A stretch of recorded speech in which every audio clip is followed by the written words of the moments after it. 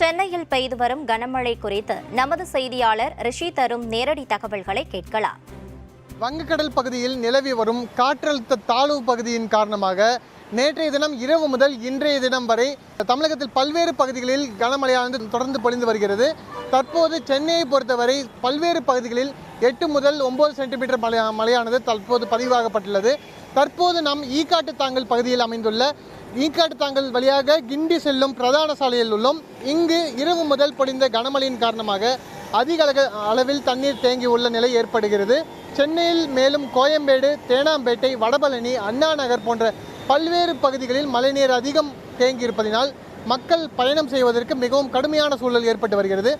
சென்னை முழுவதும் பல்வேறு பகுதிகளில் மெட்ரோ பணிகள் மேற்கொள்ளப்படுவதால் மக்கள் சாலையில் எப்படி பாதுகாப்பாக செல்வது என குழப்பத்தில் உள்ளனர்.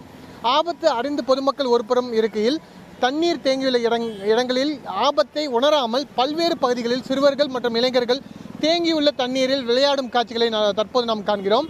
மேலும் தமிழக கடலோர பகுதிகளில் கனமழை நீடிப்பதற்கு வாய்ப்பு உள்ளதால் இந்திய வானிலை ஆய்வு மையம் சார்பில் தமிழகத்தில் 7 மாவட்டங்களுக்கு வெள்ள அபாய எச்சரிக்கை வழங்கப்பட்டுள்ளது. குறிப்பாக தமிழகத்தில் சென்னை, கள்ளக்குறிச்சி, காஞ்சிபுரம், நாகப்பட்டினம், திருவாரூர், வேலூர், விழுப்புரம் ஆகிய மாவட்டங்களிலும் புதுச்சேரி, காரைக்கால் பகுதிகளிலும் குறைவான முதல் மிதமான வெள்ள அபாய எச்சரிக்கை இந்திய வானிலை ஆய்வு மையம் மூலம் அறிவிப்பு வெளியாகப்பட்டுள்ளது.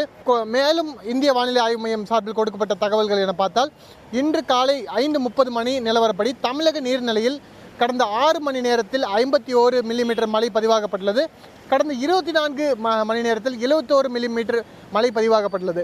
மேலும் அதிகனமழையின் காரணமாக பூண்டி ஏரியில் நீர் கொள்ளளவு அபாய நிலையை எட்டியுள்ளது. மேலும் சாத்தனூர் அணையில் கொள்ளளவை எட்டியுள்ளதால் 13,000 கன அடியை தற்போது திறக்க வைக்கப்பட்டுள்ளது. மேலும் இந்த கனமழையின் காரணமாக பல்வேறு பொதுமக்கள் அவர்களுடைய இயல்பு வாழ்க்கை பாதிக்கப்பட்டுள்ளதாகவும் பயணம் செய்வதற்கு மிகவும் மோசமான நிலைகள் தற்போது சென்னையில் இருக்கிறது எனவும் குறிப்பிட்டுள்ளனர். வேந்தர் டிவி செய்திகளுக்காக ஒளிப்பதிவாளர் கார்த்திகுடன் செய்தியாளர் ரிஷி.